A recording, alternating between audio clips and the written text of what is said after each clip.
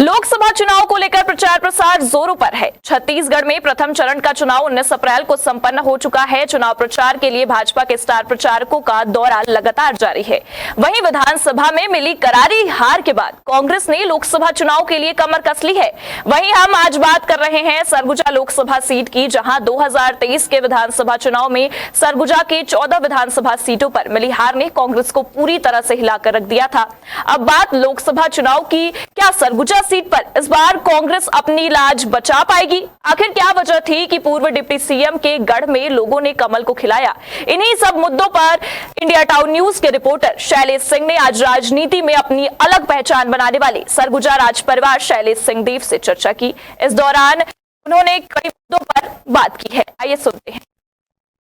लोकसभा की राजनीति और चुनाव जो कि अपने स्तर पर भाजपा और कांग्रेस लगातार अपनी तैयारी युद्ध स्तर पर कर रही है। वहीं पहले चरण का मतदान भी पूरा हो चुका है, दूसरे चरण की मतदान की तैयारी की चल रही है और तीसरे चरण के मतदान में सरगुजा संभाग में चुनाव होने को है। इसी बात को लेकर के कि कांग्रेस की क्या तैयारी चल रही है, ये वही कांग्रेस है जिसने अपने पिछले काल में यहाँ से सरकार गंवा दी थी। अब इनके द्वारा कहा जा रहा है कि यहाँ पर हम लोकसभा की सीट जीत करके आएंगे। हमारे साथ हैं आज शैलेश सिंह देव जी, जिनका पूरा परिवार बचपन से लेकर के पूर्वजों के साथ कांग्रेस में लगा हुआ है और लगातार सरगुजा के राजनीति में इनके परिवार का और टीएस सिंहदेव का काफी महत्वपूर्ण योगदान है। आज इन्हीं से वो चर्चा करेंगे कि आखिर कांग्रेस की क्या रणनीति चल रही है और कांग्रेस किस प्रकार से कार्य कर रहा है। इन सभी सवालों पर हम इनसे सीधे बात करेंगे। तो शैलेश सिंह देव जी, सबसे पहले तो आपका इंडिया टाउन न्यूज में स्वागत है। धन्यवाद। सरगुजा की राजनीति में महत्वपूर्ण योगदान आपके पूरे पूर्वजों का, आपका और महाराजा साहब का भी रहा है। तो क्या लगता है कि ये वही सरगुजा संभाग है जहां से पिछले चुनाव में कांग्रेस ने अपनी 14 की 14 सीटें गंवा दी थी? क्या था, आखिर कारण क्या था? हम लोगों का काफी साल बाद कांग्रेस की सरकार आया, हो सकता है लोगों को उम्मीद बहुत रहा होगा, हो सकता है हम लोग उसमें तो उनके उम्मीद पे खरे नहीं उतर पाए होंगे। कई चीजें थी, उम्मीद तो फिर भी था कि हम लोग कांग्रेस में मतलब सरकार में वापस आएंगे और सरगुजा का कम से कम 4 से 5 सीट हम लोग जीत के आते। लेकिन कहीं ना कहीं थोड़ा सा मिसमैनेजमेंट हो गया। 2 साल कोरोना का था, वो बड़ा हम लोगों के लिए नुकसानदेह था। उसमें जनता के बीच संवाद थोड़ा कम हुआ और वो गैप बढ़ते गया। जो गैप बढ़ा उसमें अधिकारी वर्ग हावी हो गए। और मैं तो कई बार पहले भी इंटरव्यू में कहा कि जहाँ जो शासन अधिकारियों से काम लेगी तो कहीं ना कहीं जनता से दुराव हो जाता है, क्योंकि अधिकारी इमोशनलेस होते हैं, उनको अपना टारगेट फुलफिल करना होता है। और जैसे सीएम आ रहे थे, अब हम कलेक्टर साहब को जिम्मा दे दिए भीड़ जुटाने का, तो वो 25,000 का भीड़ इकट्ठा कर दिए। लेकिन कार्यकर्ताओं के माध्यम से न करके अधिकारियों के माध्यम से हो गया, तो वो एनालिसिस नहीं हो पाया कि भीड़ हमारे साथ है या फिर वो मतलब दिल से जुड़ी हुई भीड़ है या ऐसा। आप जैसे देखेंगे कि हर कार्यक्रम में काफी भीड़ था कांग्रेस का पहले, और मीडिया भी कह रहा था कि हम लोग सरकार मतलब 75 पार ही रहेगा। लेकिन कहीं ना कहीं कुछ कमियां रह गई। मेरे को तो बस वही लगता है कि हम लोग अपने कार्यकर्ताओं को जितना इज्जत देना चाहिए था, जितना काम करना चाहिए था, उनके उतना खरा नहीं होता पाया। एक सवाल ये भी है, जो फैक्टर बीच में चल रहा था मुख्यमंत्री को लेकर के, भूपेश बघेल और टीएस सिंहदेव के बीच, क्या ये फैक्टर नहीं रहा कि इस कारण से कहीं 14 विधानसभा सीट तो गई, कहीं सरकार भी आप लोगों ने गिरा दिया? हाँ, उम्मीद तो रहता है। जैसे क्रिकेट में तेंदुलकर आउट होता है तो सबको खराब लगता है। अभी मुंबई इंडियंस का रोहित शर्मा को कैप्टन से हटाया तो बहुत लोगों को खराब लगा। तो लोगों का जुड़ाव तो रहता है व्यक्ति विशेष। सरगुजा संभाग के काफी लोग महाराज साहब से जुड़े हुए हैं और हम लोग भी उन्हीं के निर्देशन में काम करते हैं। तो आपको भी लगेगा कि आपका कोई अपना बड़ा भाई हो, आपका कोई रिश्तेदार हो, आपका कोई गांव का हो, आपके कोई क्षेत्र का हो, आपके कोई देश का हो, अच्छा काम करे तो गर्व महसूस होता है। ऐसे हम लोगों के साथ सरगुजा की जनता के साथ भी था कि सरगुजा के यदि लोकल उनको मिलता तो निश्चित रूप से वो परिणाम कुछ और होते और अच्छा रिजल्ट निकल सकता था। क्या लगता है कि लोकसभा की सीट कैसे जीतेंगे सरगुजा से, और छत्तीसगढ़ में किस प्रकार से जो कुछ जगह की सीटें लगातार कांग्रेस ला रही है, क्या वो सीट भी आ पाएगी? पिछले बार से तो उम्मीद है कि ज्यादा अच्छा आएगा, यहाँ पे रिजल्ट अच्छा रहेगा और काफी लोग चाह भी रहे हैं, क्योंकि हमारी कैंडिडेट्स बहुत अच्छी हैं, यंग हैं, पढ़ी लिखी हैं, महिला हैं, जागरूक हैं। तो उम्मीद है कि उनका रिजल्ट अच्छा रहेगा। एक तरफ मोदी के कार्यकाल, मोदी की जनसभाएं देखने को मिल रही है, दूसरी तरफ राहुल गांधी की जनसभाएं। दोनों फर्क इतना है कि मोदी की जनसभाएं से ज्यादा राहुल गांधी की जनसभाएं में भीड़ ज्यादा देखने को मिल रही है। तो क्या लगता है देश की जनता क्या सोच रही है? देश की जनता राहुल गांधी से प्यार करती है और उम्मीद है कि अच्छा करेंगे। तो मैं रोज इस फर्क मानता हूँ बीजेपी और कांग्रेस में, कि बीजेपी भी विकास चाहती है, कांग्रेस भी विकास चाहती है। दोनों में मतलब इस पर कोई शक नहीं है कि विकास नहीं चाहता कोई।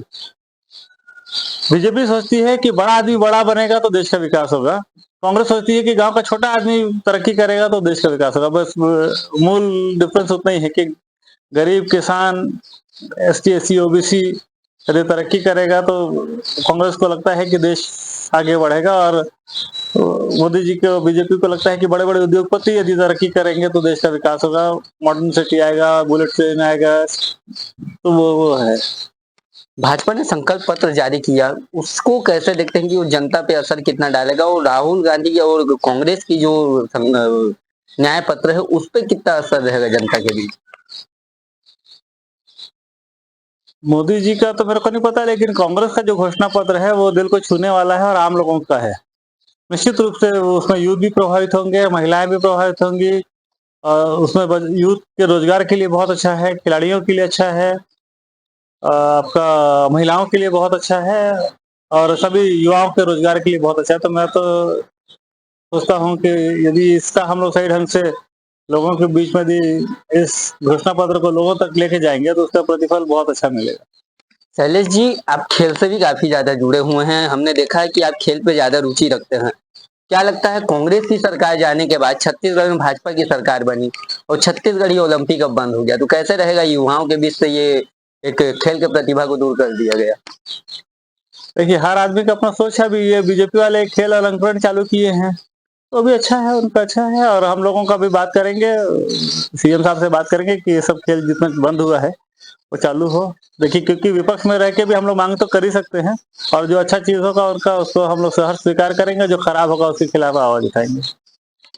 महिला वोटर्स का संख्या बढ़ा है छत्तीसगढ़ में भी, और जिस प्रकार से भाजपा ने महिला वोटर्स को आकर्षित करने के लिए महतारी बंधन योजना लागू किया और कांग्रेस ने महालक्ष्मी, कितना इस योजना से आप लोग महिलाओं को साधने का काम करेंगे, कितने महिलाओं को आकर्षित कर सकते हैं अपनी? देखिए, जो भी संपर्क में आएगा, घोषणा पत्र पढ़ेगा, तो वो आकर्षित तो निश्चित रूप से होगा। और ये तो पहले भी आप लोग देखे होंगे, यूपी चुनाव में ही प्रियंका गांधी जी ने कहा था कि 50% महिला आरक्षण देंगे और दिए, और महिलाओं के बारे में काफी आगे सोच है। और हम लोग कांग्रेस में तो प्रधानमंत्री इंदिरा गांधी जी को बनाया गया, तो निश्चित रूप से हम लोग शुरू से महिलाओं का सम्मान करते हैं, और महिलाओं के उत्थान के लिए जितना भी कार्य हो सकता है करेगा कांग्रेस। जिस प्रकार से हमने देखा है कि आपका पूरा परिवार और पूर्वज भी जो रहे हैं लगातार कांग्रेस के लिए काम किए हैं, कभी कांग्रेस से हटके काम करने का, बीच में ऐसी खबरें भी निकल के सामने आई थी कुछ सूत्रों के द्वारा कि TS सिंहदेव भाजपा ज्वाइन कर सकते हैं। देखिए, कौन क्या कर सकता है, कौन नहीं क्या कर सकता है, वो तो स्वयं के विवेक के ऊपर है। किसी को कोई चीज खराब लगेगा तो कर सकता है, लेकिन बाबा ने खुले तौर पे स्टेटमेंट दिया कि वो कांग्रेस छोड़ के नहीं जाएंगे, और उनके परिवार के यदि कोई जाना चाहते हैं तो वो मना भी नहीं करेंगे, और जो उनको मानता होगा वो कांग्रेस छोड़ के नहीं जाएगा, ऐसा निर्देश। मुख्यमंत्री ना बनने का कारण बीच में पंचायत मंत्री का पद से इस्तीफा देना, कहाँ ये कैसा लगता है सरगुजा के जनता को कितना नुकसान हुआ और कितना फायदा हुआ? देखिए, ऊपर के राजनीति के बारे में तो नहीं बोल सकते, लेकिन यदि कोई चीज, यदि आप किसी चीज पे हैं, आपको कोई राइट दिया गया है और उसको आप फुलफिल नहीं कर दे रहे हैं, तो नैतिकता के तौर पे इस्तीफा दे देना चाहिए। और क्षेत्र हित में यदि वो था, तो जैसे कि आज PM आवास बन रहा है, उस टाइम किसी कारणवश फंड रिलीज नहीं हो पा रहा था, तो महाराज साहब ने इस्तीफा दिया, उस चीज को जानकारी में सबके लाया, तो आज कम से कम सबका PM आवास बन रहा है। तो ये भी एक इस्तीफा त्याग करके भी तो लोगों को कुछ ना कुछ मिला उसके रूप में। क्या लगता है इस बार जिस प्रकार से मेहनत कर रहे हैं पूरी कांग्रेस का परिवार सरगुजा की सीट जिताने के लिए, क्या लगता है 24 अप्रैल को नरेंद्र मोदी भी यहाँ ओंकार भरने आ रहे हैं, क्या असर डाल पाएंगे? पता नहीं मेरे को कहना चाहिए कि नहीं, लेकिन पिछले बार भी आए थे, लाल किला बनाए थे, लेकिन पूरा सीट कांग्रेस को आया था। तो हम लोग भी उम्मीद करते हैं कि इस बार मोदी जी हम लोगों का ये गिफ्ट देके जाएंगे, क्योंकि आते हैं तो हम लोगों को तो फायदा ही होता है, और बाकी तो जनता है, जैसा जनता मन बना चुकी है, किसके लिए बनाई है। देखिए बीजेपी कमजोर नहीं है आज के दिन में, और हम लोग उसको कमजोर प्रतिद्वंदी के रूप में नहीं देख रहे हैं। हम लोगों को बहुत कड़ा मेहनत करना पड़ेगा, और अच्छे मेहनत करेंगे तो हम लोग का परिणाम अच्छा निकलेगा। लेकिन बिना हार्ड वर्क के मेरे को नहीं लगता कि कुछ सकारात्मक रिजल्ट रहेगा। राजनीति के लाइन में आप लोगों ने कितना संघर्ष किया, आपने भी, महाराज साहब ने भी, आपके पूरे पूर्वजों ने, उसका परिणाम किस प्रकार से आज के बीच जनता के बीच आप लोगों को देखने को मिलता है? आज आपके बीच में बैठा हूँ तो निश्चित रूप से जनता का प्यार और सम्मान है, सेल्फ कॉन्फिडेंस भी बढ़ता है। यदि हम किसी के काम आ पाते हैं तो निश्चित रूप से अंतरात्मा से अच्छा लगता है और मनोबल बढ़ता है, और उसी से प्रेरणा लेके और अच्छा करने की कोशिश करते हैं। मैं उतना बड़ा लीडर तो नहीं हूँ, गांव के स्तर पे, विधानसभा, लोकल स्तर पे जितना है आप लोगों के बीच हमेशा रहा। खेल कूद, पढ़ाई, लोगों का जितना मदद हो सकता है करते हैं, लेकिन सरकार सत्ता रहने से ज्यादा मदद कर पाते हैं, और नहीं रहने पे भी होता है, कुछ ना कुछ होता है, लेकिन उतने अच्छे से लोगों के काम नहीं आ पाते। और लोगों का काम यदि आना है तो आपके मंशानुरूप सत्ता होगा, तो जो आपके विचार से मैच करता होगा तो हम लोग सब अच्छा कर पाएंगे लोगों के लिए। बस यही है कि लोगों का काम आने के लिए अपने आप को उतना मजबूत करके, मतलब मैं तो कहता हूँ कि लोगों के द्वारा जो सम्मान और अधिकार जो दिया जाता है उसी को रिटर्न उनको ही देते हैं। क्या लगता है जीत को लेकर कितना आश्वस्त है इस बार? ये तो कठिन सवाल है, अब देखिए, मतलब वो लगता तो है कि बहुत अच्छे से जीतेंगे, लेकिन अंतिम फैसला तो जनता का ही है। जनता यदि राहुल गांधी के घोषणा पत्र और कांग्रेस पर विश्वास करेगी तो निश्चित रूप से हम लोगों का कैंडिडेट अच्छा है। चिंतामणि जी भी अनुभवी हैं, लेकिन कई उनके ऊपर आरोप भी लगे हैं उधर उनके गांव के तरफ। लेकिन मतलब बीजेपी आज के दिन में आसान नहीं, हम लोगों को कड़ा मेहनत करके जीत हासिल हो सकता है।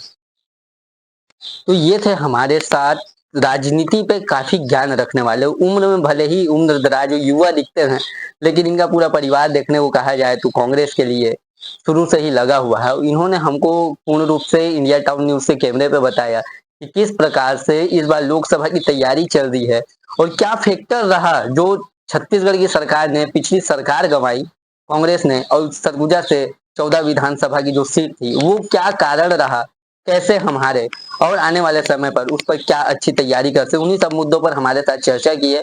तो लगातार बने रहिएगा हमारे साथ। मैं Shailesh Singh, India town news के लिए सरगुजा।